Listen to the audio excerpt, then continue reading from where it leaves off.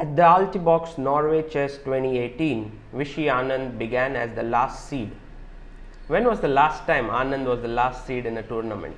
I have no idea about it. But people have been saying that Anand's play, although he won the Rapid Championship recently, has not been up to the mark, at least in classical chess.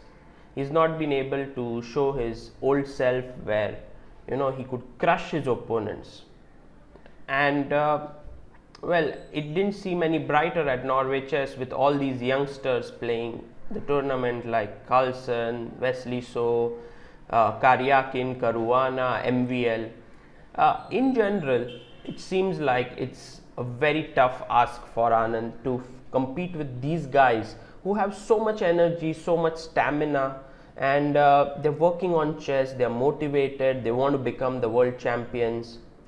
How do you compete with such players, who are half of your age, have twice your energy? But somehow Anand is able to do that. And these two games which I'm going to show you now, the first one against MVL and the second one against Karjakin, both of them Anand won with the black pieces. Okay, that's just tremendous feat in itself. But he didn't really win in preparation. He kind of outplayed these young guys, and that too in the second half of the tournament. So I would like to show you these games and periodically ask you questions about what you would do if you were in Vishy's shoes, and you should try to think about it, because I think it's only when you actively try to solve problems or positions is when you can get better. Okay, so let's begin with the round 7. White is MVL and black is Anand. E4, E5, knight F3, knight C6, bishop B5, A6, bishop A4, knight F6, castles, and knight takes E4. I think it's been a long time since Vishy has played the open Rai Lopez. Of course, MVL might not have been expecting it for this game, but it would be quite foolish to think that he hadn't prepared something against it. So D4, that's the main line, B5, bishop B3, D5, and many times we forget opening lines if we are not in touch with it. I'm talking about people who are not regular chess players. My advice to you guys is that whenever you reach a position, let's say after D into E5, try to look at the threats, and if you look at it, the pawn on D5 is hanging. When you see this very simple fact, you get the next move, which is bishop E6, C3, bishop E7, knight BD2, and black castled. Here the main move has been bishop C2, and after that black has played F5. However, in this game MVL chose rook E1, which is less common but still quite popular. Knight to C5, and here bishop C2 has been played before, which seems logical. You want to save the bishop, but black goes D4. This is what his plan is. After CD, knight D4 takes, queen D4, knight F3. I think after queen D1, rook D1, black should be completely fine. He has no problems, and black has scored very well from this position. And that's the reason why after knight C5, white doesn't save the bishop on B3, and he instead plays the move knight to D4. It's like fixing the pawn on D5. And after takes, well, knight into B3 is definitely a possibility and has been tried in many games. But after knight B3, let's say A5, queen C2, queen D7, bishop D2. I think this is a game of Peter Swidler, as white somehow the bishop pair is not working so well, and knight is jumping into C5. So I think here white has a small edge. But Anand went for knight D3. Here he jumped in, and you might assume that after rook E3 he wants to take the bishop on C1, which seems kind of anti-intuitive, because you jump all the way to D3, take a bishop, and then bring white's rook on a good file with other rook coming to c3. But this has been played before, and in fact a very recent game has been in the Kolkata Open between Adam Tukhaev, who's black, and Nigel Short. It ended as a win for Nigel in this with the white pieces. Okay, so Anand went knight f4. Now what's the idea? Well, I think in general he wants to keep some threats in the position. He is not letting white coordinate easily. Like when you take on c1, the rook comes in. When you are taking on b3, the knight took, and everything was getting coordinated quickly. But by keeping the knight on f4, things are not so simple. So MVL played knight f3. It's possible that he was kind of out of his preparation, but at the same time I'm sure he had some idea about what is going on. And I like Anand's next move, which is bishop to g4. Not only does it pin the knight, but also it frees a square for the knight to come back to e6. So h3, bishop h5, and rook c3, and now there is an attack on the knight, so knight e6. If black were to be given an option, okay, right now I think bishop into f3 is a big threat because d4 is hanging, but also black would be really thinking about the move c5. So white's next move seems pretty logical, that he could play just bishop e3. It was not played in the game. In the game, MVL went for the aggressive move g4, but just let's have a look at bishop e3. And I was thinking about if black really wants some counter play, he either should get in c5 or he should get in his f pawn, f6 or f5.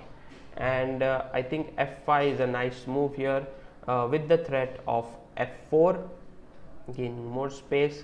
And after e into f6, bishop into f6, I have a feeling that black is doing very well in this position.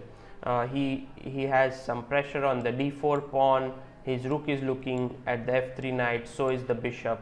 So maybe this is completely fine. G4 looked like doing the job because it breaks the pin, but at the same time these are weaknesses which are pretty dangerous. Pawns never move back. So it's very interesting to see how Anand takes advantage of it. Now bishop e3, black plays the move a5, makes complete sense. You want to play a4 or b4, bishop c2, and now came bishop to b4. White went rook b3. And before we began this video, began this game, I had said that I would be asking questions. You might be wondering when is the first question coming up. Well, that's now. The first question is, how should black play in this position? Try to have a think here. If you have looked at the game, still I would say pause this video, try to look at the pieces. What are they doing? This bishop here, this knight here, this bishop here. When you actually pause and think, you get to learn a lot more, and try to find a move for black which you think is a good move here. Okay, I hope that you had a good think here. There are possibilities for sure, but if you spot the right move, like for example bishop c2 is definitely a possible move. I mean, there might be many other moves as well, but once you spot what Anand plays, you want to play it, and that is the move f5. I hope that you were able to find this, because if g into f5, I think this is already tremendous position. Look at this king here. I mean, he is shuddering with fear right now. And in the game, as MVL played e into f6, now came bishop into c2. It's a nice move, deflecting the queen. Now queen into f6, and you can see that this knight, this queen, and this rook are performing very well together, and they are looking at all these weaknesses on the white's king side. So if you look till here, that's wonderful, but if you look even a move further, that means you are a good player. Knight e5. Now this means that knight d7 is a big threat in this position, if white were able to somehow coordinate himself, play the move say like a3, or there are so many other possibilities like getting the queen to c6, then he should be doing completely fine.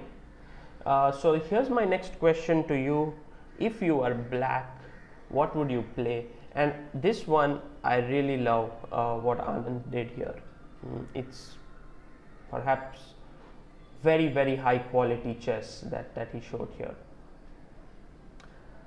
Okay, I hope that you thought on this position, because this is a beautiful exchange sacrifice with the move c5.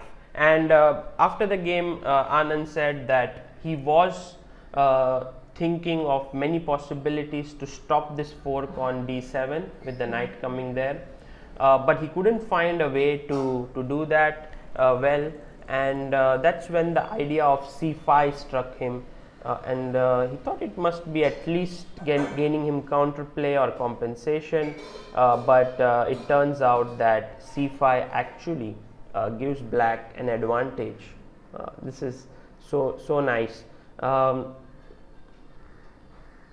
And mind you, this has to be seen when you play the move f5, because it's so natural. Knight d7, queen f7, and now the knight must take the rook. You can't take here because I can just take on c5, and there are threats like d4 in the position, and black is just, I think, doing really well. So queen f7, knight into f8, rook f8, and dc5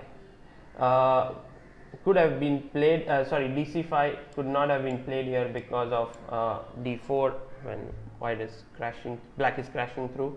MVL played the move queen f5, and once again let's try to think, put ourselves in Vishy's shoes and try to think here, what would you play as black? So many options. Once again, you can move your queen here, say queen d7, doesn't look like a bad move at all. On the other hand, maybe not the best move. c4 is definitely something that you would have considered. Also Vishy did that in the game, but after rook b4, a b4, this looks fine for black, but rook b4, there is an intermediate move, queen d7, it's a nice move, and after queen e5, a b4, bishop d2, and b4 is kind of hanging, and this is where Anand felt that he was not making proper headway in the position, so he didn't go for it. But I think after queen f7 anyway, he's slightly better here. But instead Anand took on d4, and I think this is a nice move. White took on f7, rook f7, and now if you were to play bishop c1 which is the only square for the bishop to go to, then you have the move knight to c5, and sorry for that, rook goes to g3, and knight e4 over here, rook g2 and rook f3. I think black is just dominating the position. So rook takes b4 was MVL's choice, and after a b4, bishop d2, Anand now is a pawn up, but the major thing is that there's a very funny structure he has here, but they work perfectly to limit the bishop. b3, nice move, you must take, and now rook f3. In the game, Anand was thinking of playing knight c5, rook a8, but it was a blunder basically because of rook a8, rook f8, takes, and bishop b4. By the way, Anand's thoughts after the game I saw in one of the interviews by Peter Doggers, and it was a nice one where Anand spoke about all of these variations. a b3, rook to f3, now h3 is hanging, so b4, rook d3, rook e1. And now, you know, the final touch in this position, what would you play as black? And think carefully. Okay, so now the major problem with most of the people who play chess is that they are unable to win winning positions, and these are exactly the ones which they kind of botch up, and that goes for everyone, including very strong players. It's very important to have this nervous energy, you know, which helps you to stay in a position, not to, you know, kind of prematurely release the tension. So I would know many people who would just take on d2, and after rook e6 take on b2, and I don't know what's happening here. I think black is better, but the win is just very difficult over here in this rook endgame. Keeping attention means making moves where the win is not really in sight. I mean, but you know that move is the best, because if you keep making moves like this over a period of time, you will win. So king f7, just defending the knight, now threatening the bishop. The bishop has to move back, and rook takes h3. You are a pawn up, you have everything in control. Such small technical details is what players like Anand excel in. You know, they finish off the game beautifully. Now rook e5. Now once again, the d5 pawn is attacked. What do you play as black? My main reason for asking these questions is because technique is the most difficult thing in chess.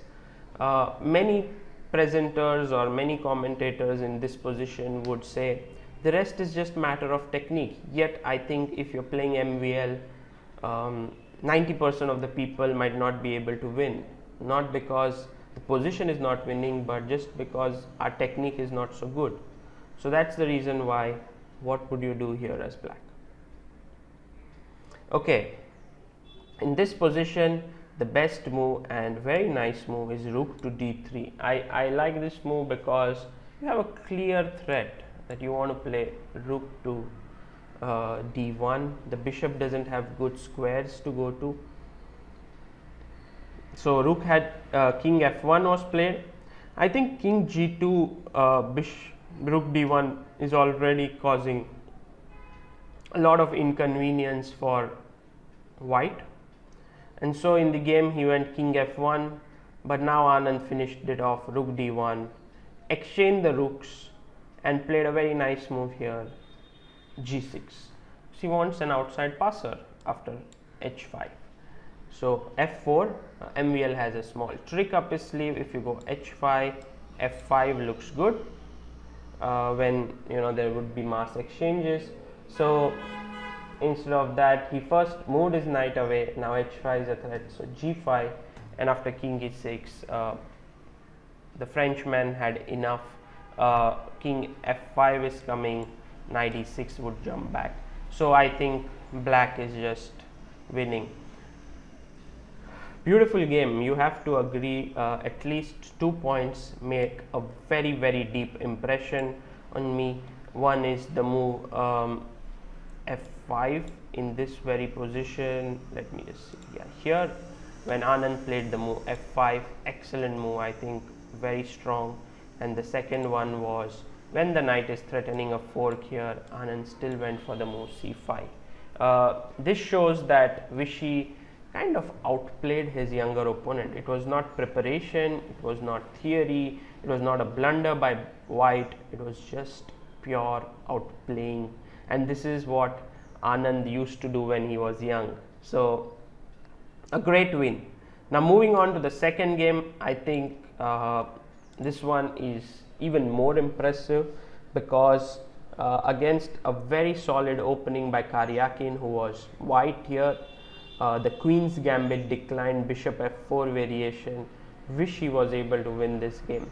And he played this old line with c5. It's considered to be equal, you know, you are trying to get a very solid even position. And after dc, bishop c5, This has been played thousands of times and we are still following theory. After queen c2, knight to c6, a3, stopping any knight b4 ideas, queen a5.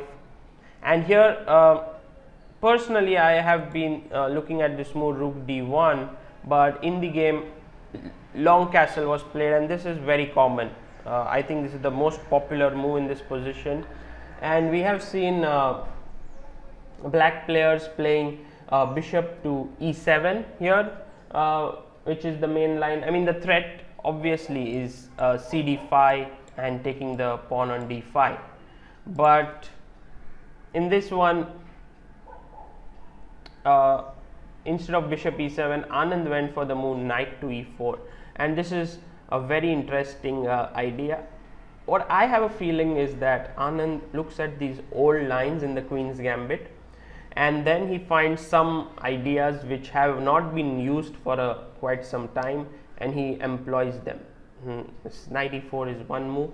I think the most natural move is to take, and you would be forgiven for wondering what happens here. So I would like you to for asking what happens here. So knight e4 is my question. What do you think happens if white takes on e4?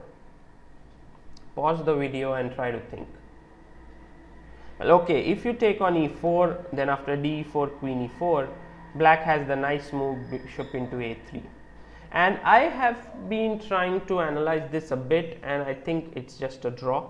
The fact that Karjakin didn't go for it and also Anand went for it means that they have it all worked out. After queen a3, king d2 is the only way to try for a win, and after rook d8, king e2, bd3 doesn't work because of f5, which is strong. So king e2, queen b2, rook d2 takes, and it looks like white is doing fine, but now comes the move e5. I like it very much. You are opening up the bishop's path, the rook joins in, so I feel that black has great compensation here. So coming back to this move knight to e4 in this position, Karjakin went for knight b5, and the funny thing is that Sergey has played this system with the black pieces, I think against Ivanchuk, if I am not mistaken. Yes, against Ivanchuk in 2017 itself. So he had some idea, although Ivanchuk played knight b5 and here a6, very strong move. Now if you have said A, you must say B, you must jump in now to c7 and then e5. I think this is a powerful move, e5. It's still theory. There are a lot of games that have been played here with this move. The question to you is now this is the position which I think you must sit down, put it on the board and analyze. Many times people look for positions in books where they want to analyze, they want to improve their calculation.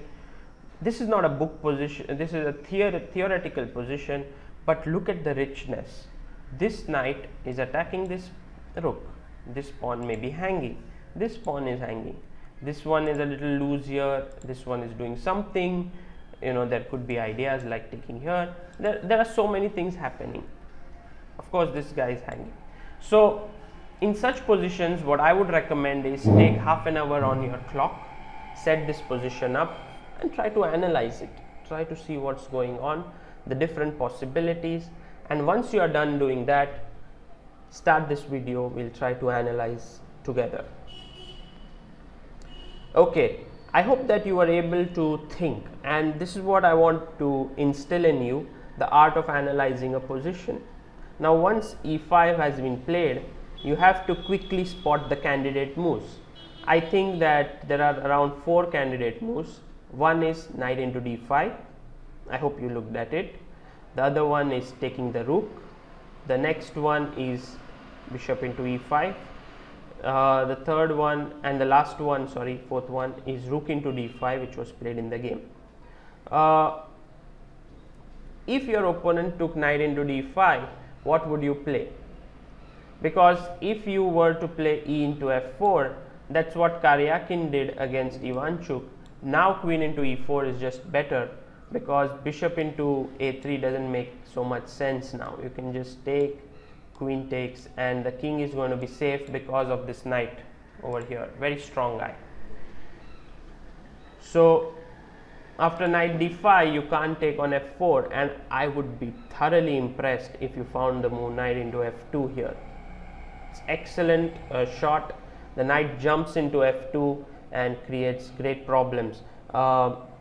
If you took queen into f2, then after e into f4, I think black is just better over here, because knight f4, rook e8, maybe not better, but has great compensation. This is a weak pawn. Now instead of queen into f2 here, if knight g5, again this is one move which could be thought of, although now it's not so easy to see this move bishop f5, because after queen f5 you have this g6 move gaining a tempo, and there's no queen h3 because the knight covers it, and then you can take this knight on d1, this rook on d1. Bishop f5 is definitely a beautiful move. Queen into f2, ef4 is what we looked at here. So knight d5 is met very powerfully with knight into f2. Knight into e8, a8 makes no sense because of e into f4, and here I think after cd5 the one move which you must try to look at is knight f2. If you saw this and bishop e3 is coming, I think you are in very good situation. After e5, if bishop into e5, then knight e5, knight a8, and here knight g4. Nice little move. This knight is trapped here anyway. You're going to take the f2 pawn.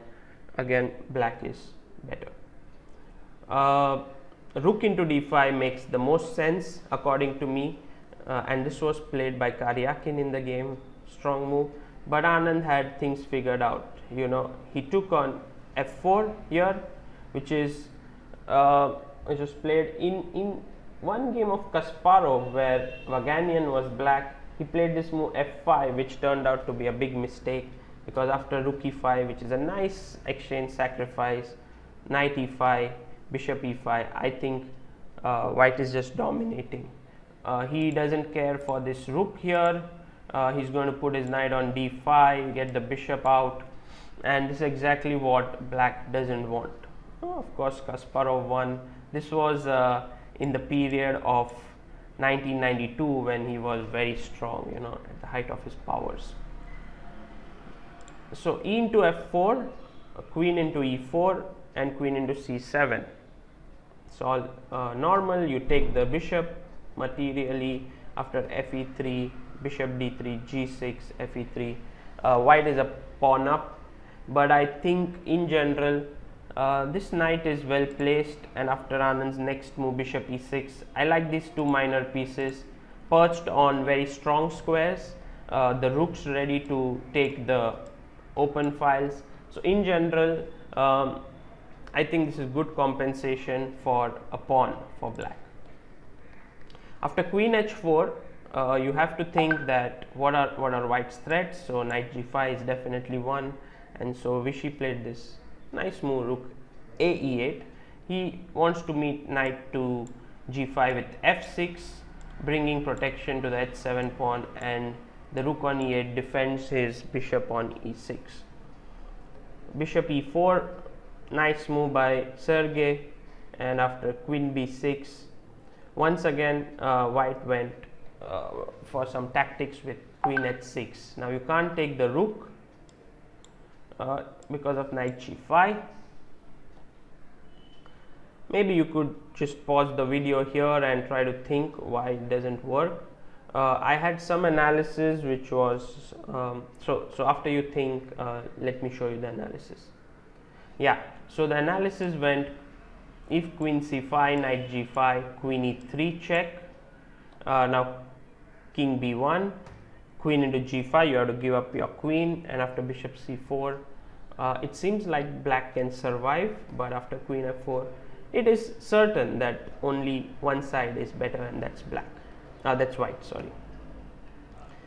So instead of queen takes c5, black played f5, and I hope that you had a look at this move, because after knight g5 you really had to find this move, rook to f7, because if you found rook e7, then knight e6, rook e6, bishop d5 is pretty strong, because queen c5, bishop e6, king h8, rook d1, the rook is coming to d7 and black is in trouble.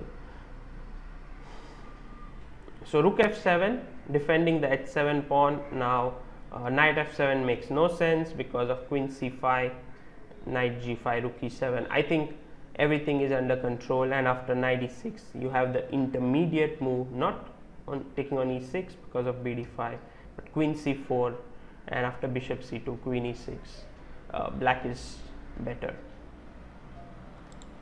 After knight g5, rook f7, I think Sergey found the best move here, bishop d5, and after bishop into d5, rook d5, queen e3, king b1. The position is still even, rook f e7, rook h d1, queen e2, and now came the big blunder by white. He played the move h4, and this is where I'm going to ask you to think. I guess the better move would have been rook d6, because after queen c4 you can just take here and sort of agree for a draw with perpetuals, king f8, queen h6, or queen f6 perhaps, then you go back and it's a draw. So yeah, maybe rook f7 here looks good, but then you have queen h8, rook here, and maybe just rook e1. This should be winning. So king g8, queen g6, and it's a draw. But in the game h4 was played, and now it's your turn to play like Vishy against Karjakin. What would you do here as black? Okay, I hope that you found this move knight e5 not too difficult. Big threats, knight into c4, then there is a mate here, and also knight g4 trapping the queen. I think Sergey just had a blank spot here, and after knight f3, queen to e4 check, king a2. If king a1, I think knight g4 and knight e3 forks the rooks, and king a2, queen takes c4, king a1, knight g4, queen c1. They took, the queens were taken, and after king g7, black is a pawn up. There's still some technical work, but after h5, which was again a blunder. Why was it a blunder? Your move here. I am sure you found the move knight f6, which was the final nail in the coffin, and after knight f6, Sergey resigned the game because he's losing the pawn on h5. I would say these two wins by Anand showed some phenomenal stuff. You know, chess wise he was well prepared in the openings, but these were not wins in the openings. They were really outplaying his younger opponents, who, you know, spend all their time on chess. They are working very hard on every phase of the game, but Vishy, this old lion, or I should say the old tiger, is just not ready to give up. He's reinventing himself, trying to find new ideas. Even at the age of 48 now, he's playing some excellent chess. I really like these two wins because they are not these typical ones where opponent blunders or something like that. It's real outplaying your opponent. I hope that you enjoyed this, and thanks for tuning in. Vishy will play once again very soon. We'll cover that. But as for now, in Norway Chess, the last seed finished second, and that's a great result. Congrats to Caruana for winning the tournament, and Anand for finishing second.